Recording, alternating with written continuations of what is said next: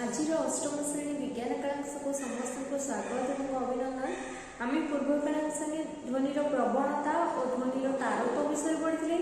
आज क्लास में श्राव्य ध्वनि, अश्राव्य ध्वनि और ध्वनि प्रदूषण विषय पढ़ा। प्रथम देखा श्राव्य ध्वनि कौन।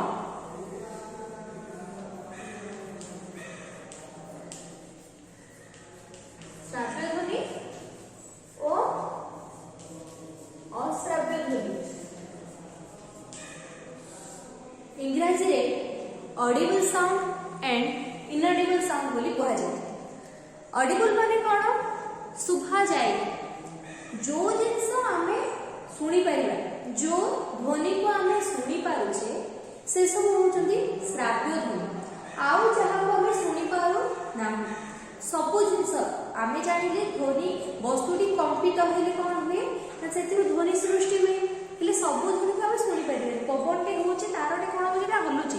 तार निर्दिष्ट किछि साउंड होउथबो किंतु से शब्द को आमे सुनी पारु। पत्रटा गछरु खसिकी तळे पडिला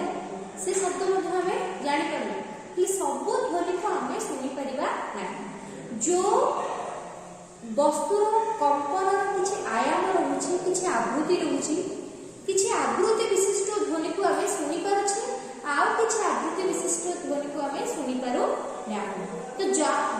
ध्वनि को आमे सुनी पारुछे सेटा को आमे कहबा श्राव्य ध्वनि बा ऑडिबल साउंड। आउ जो ध्वनि को आमे सुनी परिबा नाही सेटा होछि अश्राव्य बा इनऑडिबल साउंड। हेले मनुष्य कर्ण कौन करे ना किछि आवृत्ति विशिष्ट कंपन को अनुभव करि पारे, आउ से ध्वनि को सुनी पारे। सेटा होछि कोन ना 20 हर्ट्ज। आमे जानि हर्ट्ज होछि आवृत्ति रे तो 20 हर्ट्ज माने कोन ना गोटे सेकेंड रे 20 थर से पूर्ण कोन तो पूर्ण दोलन हेइ परथन। तो 20 हर्ट्ज रु 20,000 हर्ट्ज विशिष्ट ध्वनि को मनुष्य कर्ण सुनी पारे। 20 हर्ट्ज रु कम ध्वनि को सुनी परिबनी किबा 20,000 हर्ट्ज रु अधिक आवृत्ति विशिष्ट ध्वनि को मनुष्य सुनी पारे नाही। ताले मनुष्य कर्णर एटा होची श्राव्य ध्वनिर परिसर 20 हर्ट्ज रु 20,000 हर्ट्ज। किंतु मनुष्य व्यतीत आउ किछि प्राणी अछंती जो माने याठू अधिक 20,000 हर्ट्ज रु अधिक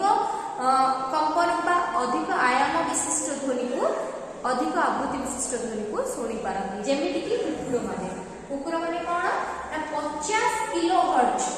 50 किलो हर्ट्ज माने तो हम एमति मध्ये लिख देबा 50,000 हर्ट्ज विशिष्ट ध्वनि को से माने सुनी पारନ୍ତି। ठीक सेमति बागुड़ी माने 100 किलो हर्ट्ज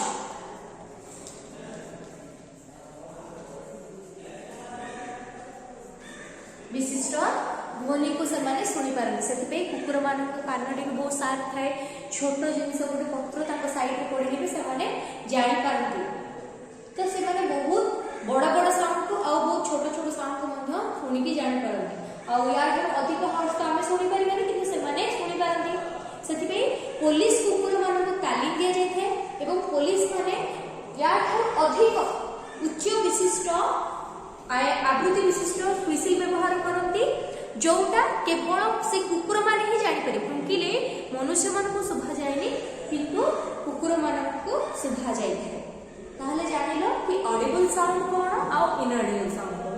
ए जो साउंड रहिछि तार बहुत गुडी भल गुण रहिछि। आमे जनक सहित कन्वर्सेशन करिया पाए, गोटे जनक सहित कथाबार्ता करिया पाए, आमर भाव आदान प्रदान करिया पाए ध्वनि आवश्यक। आउ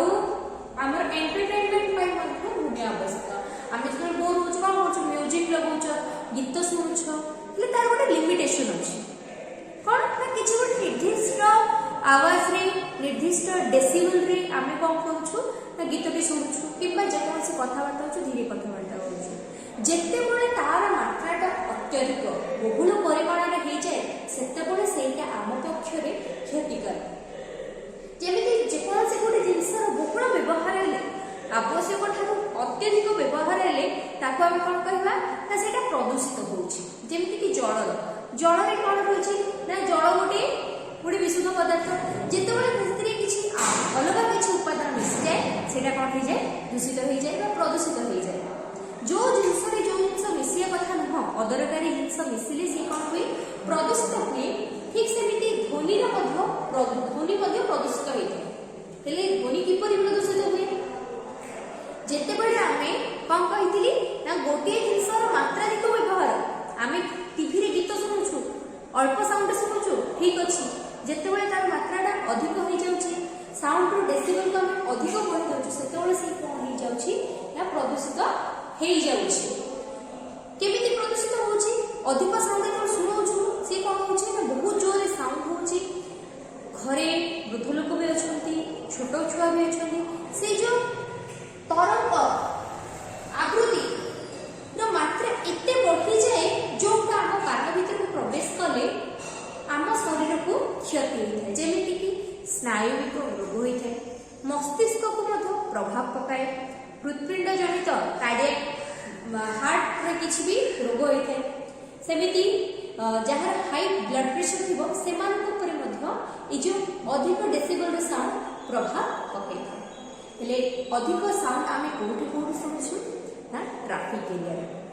एरिया में बहुत साउंड होची कारण आजिकल अत्यधिक लोक संख्या बढ़िबारु कौन होची ना गाड़ी मोटर संख्या मध्य बढ़ुची गाड़ी मोटर समस्ते कौन होची ना विकृतिया हॉर्न सब व्यवहार करछथि गाड़ी मोटर केका विभिन्न प्रकार बहुत आवाज रो हॉर्न व्यवहार करबा फल कौन होची ना अत्यधिक ध्वनि प्रदूषण होची खाली गाड़ी मोटर साउंड की आम घरे मध्य आमे बहुत जिनस व्यवहार करूछु जहार ध्वनि प्रदूषण करथे जहार साउंड का कोचे ना नॉइज पोल्यूशन करूची केमिति से नॉइज पोल्यूशन करूछु घर भीतर ताले घरे मु गोटे उदाहरण देथि टीवी रे जेतबेला उच्च साउंड रे तर टीवी देखुछु सेतल कौन होची ध्वनि प्रदूषित होची आउ से घरे अनेक जिनस व्यवहार करछन्ति कि एयर कूलर व्यवहार करछु सेतु मध्ये साउंड आसुची रेडियो रे मध्ये अत्यधिक साउंड देखि तो देखुचे सेतल मध्ये नॉइज पोल्यूशन होची घरे ग्राइंडर व्यवहार कराउची ग्राइंडर रे देखिबो केते आवाज आसे तो विभिन्न यंत्रपाति आम घरे मध्ये व्यवहार करछु जहाँ नॉइज पोल्यूशन रो गोटे कारण ताहले ए जो ध्वनि प्रदूषण को रोकिबा किपरि ध्वनि प्रदूषण तो आम जानिले केते प्रदूषण होची को क्षेत्र रे होची आउ तार प्रभाव हम ऊपर कौन पड़ुची केमिति शरीर रे प्रभाव पकोची मस्तिष्क को प्रभाव पकोची हृदपिंड को प्रभाव पकोची आउ हमर हाई ब्लड प्रेशर जो माने करथाउची से मान को ऊपर मध्ये प्रभाव पकोची आमे लक्ष्य करथिबा जो दिन बेसी साउंड रे रहितबा ना से दिन हमर मुंड पेन हो हेडेक होथिबो देखिबो बहुत जोर से मुंड पेन हिथे कारण हमर सिंते अभ्यास नहीं आउ लक्ष्य रखिथबो जो माने कलकारखाना एरिया रे अत्यधिक साउंड एरिया जो माने काम करथिबे प्रतिदिन से मानकर जदि आमे हियरिंग पावर टेस्ट करिबा ताहले देखिबो सारे हियरिंग पावर किछि कम थिबो सुनिबा श्रवण शक्ति समान को दिए कम थिबो ताहले ध्वनि प्रदूषण को आमे रोकिबा किपरि एटा होछि आजिकल रे गोटे मुख्य कारण जेमिति कि वायु प्रदूषण गोटे मुख्य समस्या हो जाइछि ठीक सेमति ध्वनि प्रदूषण भी गोटे समस्या अटे किपरि समस्या ताको आमे किपरि रोकिबा ना गाड़ी रे आजिकल विकृतिया हॉर्न सब लगेले फाइन पड़ुछि कि हेलमेट न पिंधिले फाइन पड़ुछि आउ ड्राइविंग लाइसेंस नथिले फाइन पड़ुछि ठीक सेमति विकृतिया हॉर्न लगेले मध्ये फाइन पड़ुछि सरकार बहुत पदक्षेप नउछथि कि तो आमे माने सुदूर ले गाड़ी रे विकृतिया हॉर्न लगेबा नहीं जति आवाज रो आवश्यक सेति आवाज रो हॉर्न लगेबा आउ कोन करि परिबा ना घरे जो यंत्रपाति अछि जो जिनस आम कंट्रोल रे रहि पड़े जेमि कि टीवी रेडियो के सब आम कंट्रोल रे अछि आमे चाहे तो साउंड को बढ़ाई परिबा चाहे साउंड को कमे परिबा ले आमे कोन करबा तो से साउंड को जति के आवश्यक सेति के देके सुनिबा आउ जो अलग यंत्रपाति रहिला जेमि कि एयर कूलर रहिला ग्राइंडर रहिला मोटर रहिला ए सब को कोन करबा ना सब जिनस रे साउंड कम करे कोटे जिनस व्यवहार करा जाय सेडा होछि कोन ना साइलेंसर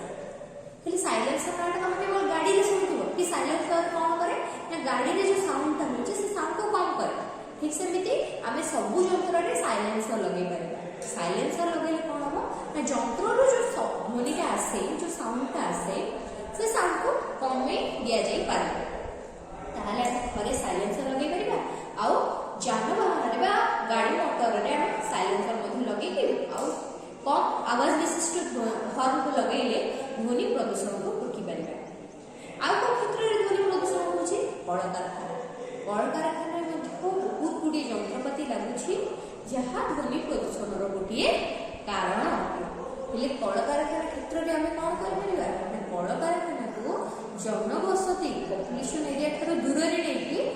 कलकारखाना जदि स्थापन करवा ताहले ध्वनि प्रदूषण को आमे रोकी पारिबा। आउ कौन करिपारिबा ध्वनि प्रदूषण को रोकिया पई ना गछ लगाइबा। अरे वायु प्रदूषण हेले तो गछ लगे कहा जाउची कि वायु प्रदूषण रोकी पारिबा, हेले ध्वनि प्रदूषण रे गछ किपरि सहाय्य करे एटा गोटे क्वेश्चन। केमिति सहाय्य करूची ध्वनि प्रदूषण रोकिया पई वृक्ष ना देखिए खोला पड़िया रे आम जो साउंड होची शीघ्र सुखा जाउची, अधिक जोर सुखा जाउची। जेतेबेले किछि घर हो कांथ हो गछ हो लगी जाउची से साउंड हमको आसी पारन, कारण ए जो वे सीधारे ही गति करिवो। जदि किछि बाधा देई देबा हमें से कोन कर परिबो आउ गति करि परिबो, ता बेगटा कमी जाए। सेथिपई कौन करवा ना रास्तार दुई कोणरे जदि आम वृक्षरोपण करवा गछ लगेवा ताहले से तरंग को से माने आम पाखक आसीबाको दबल, ताहले आमे एई सब उपाय रे ध्वनि प्रदूषण को आमे रोकी परिबा। आमे चाहिले नॉइज पॉल्यूशन करि परिबा, आमे चाहिले ही आ नॉइज पॉल्यूशन को रोकी परिबा। ताहले ध्वनि प्रदूषण कोन जानिलो, ध्वनि प्रदूषण रो कारण आउ निराकरण ମଧ୍ୟ जानिलो। ताहले आज को आमे कोन करबा ना ध्वनि प्रदूषण को रोकिया पई चेष्टा करबा। आउ हमर मुख्य जिंस होउची कोन ना हमर कद जोटा ध्वनि प्रदूषण को जानि पारुछि लक्ष्य करि पारुछि, हेले हम माने कहबो कि जो मान को सुभा जाउनी से मान को ऊपर किछि प्रभाव पकोन थिबो, प्रभाव पकोछि से माने सिना से मान को कर्म सिना खराब होइछि, से माने से ध्वनि को बारी पारन कि कोन साउंड होउछि, किंतु से तरंगटा हमर शरीर मध्ये को प्रवेश करूछि ना को ऊपर मध्ये प्रभाव। आउ किछिटा क्षेत्र रे जो मान को श्रवण शक्ति ऑडिबल तम पावर नाही से मान को यंत्र मध्ये व्यवहार करा जाउछि कि से माने हियरिंग पावर तांकर आनिया पे से माने यंत्र सहायता रे किछिटा क्षेत्र रे सुनी पारिबे। आउ बेले बेले कोन हुए कि से मान को साइन लैंग्वेज माध्यम रे ठारी की ठार आकार से माने अन्य मान के साथ कथावार्ता मध्ये होई पारन, तो से मान को आम थारो भिन्न बोली केबे भाबिबा नहीं। तो एतिकी थिला तमरो ध्वनि अध्याय रो कोर्स। तो आमे कोन पढिले ध्वनि ध्वनि रो प्रकार हेता संचरण माध्यम आउ प्रवणता तार तो पढिले ध्वनि रो तरंग रे सब कोन अंश होची आयाम आवृत्ति आवृत्ति काल होची सेमान को मध्य संपर्क एवं ध्वनि